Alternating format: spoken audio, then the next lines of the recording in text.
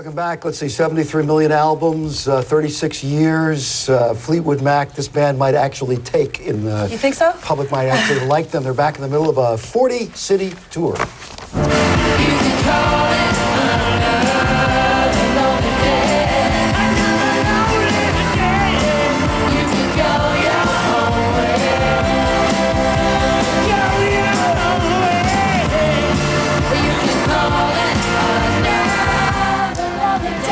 Got a new album out called Say You Will, which is selling very nicely, getting some great reviews, and we'd like to welcome to Good Day Live right now.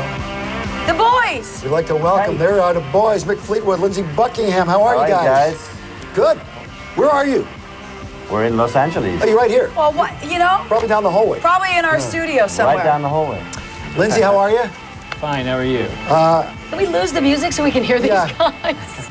Didn't at one point every household owned Rumors or something like that? Did you hear that? I think it was a law. I think I played that 73 million times. Yeah. Oh, you guys, I just finished reading the Hillary book, and I'm just showing off to say I actually finished reading the Hillary book. Yeah. But in the last couple of pages, there's a really nice story about you guys. How it was maybe their last day or one of their very last days at the White House, and you guys did a surprise concert for their staff.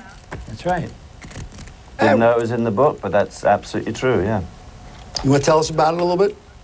Yeah, but hear them just even when the sort music's of, the First Lady made the phone call, and it was all a surprise thing, which I'm told it actually was a surprise for the president, the then president, and we were able to say yes, you know, in terms of our scheduling and so forth, and we literally turned up at fairly short notice and did about an hour's worth or so of music on the White House lawn in a marquee tent, and it was great. It was more of a family thing in terms of not so much dignitaries. It was more for all the folks who work at the White House and in his close quarters in terms of people around him. Are you amazed? Are you amazed that so many years later you guys are back on tour, back as a group? Almost all of you are there. This is the music business. Things come and go. Is it shocking to you that you're sitting there together? I think it's an interesting story to be had there, which we don't have time to go into, which a lot of people, including yourselves, may know some of the anecdotes. Well, are we allowed to ask you guys personal questions? How we are sitting in these chairs talking to you. It's been one hell of a ride, and I think it's a testimony to something that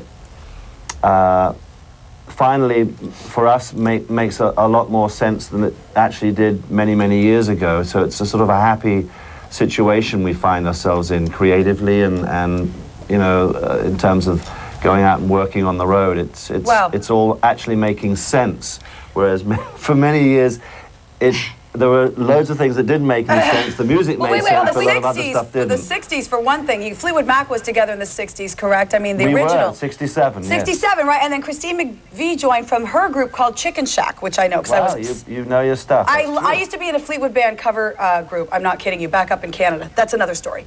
But wow, so, that is another story. Yeah, don't even start me on that. But I used to do Oh Daddy. So you guys now, so the 70s roll around, and you've got Lindsey and Stevie join. What decade, 60s, 70s, 80s, or 90s, to you stood out for Fleetwood? Obviously the 70s, because, you know, Rumors, but what stood out? Boy, definitely the 70s. And now? Yeah, I mean, the 70s were, we were very visible, but we were a phenomenon at that time, and yet part of the phenomenon was not really about the music. It was about, you know, bringing out the voyeur in everyone, I think. Right. Everyone wanted to know if you were with Stevie or Stevie was with Mick. Exactly. And remember the time, backstage at a concert, Don Henley sent flowers to Stevie. Do you remember that? And it was like a big to-do. Everyone wanted to know if you were with Stevie at the time. Well, I can't say I remember that specifically, but that would have been small potatoes in my book. You know? You know, well, I mean, we had a lot of rather dramatic happenings going on, and you know, that was it made it difficult to really appreciate what was going on. And I think on some level it made it difficult for the audience to appreciate the music for the music. Oh, really? And Do you think? I think it added. As a listener, I just remember I was 11 in 76. so was I. and really, I remember thinking, my brother was 10 years older, so he was listening to Fleetwood Mac, and it was the big talk. The music was so incredible.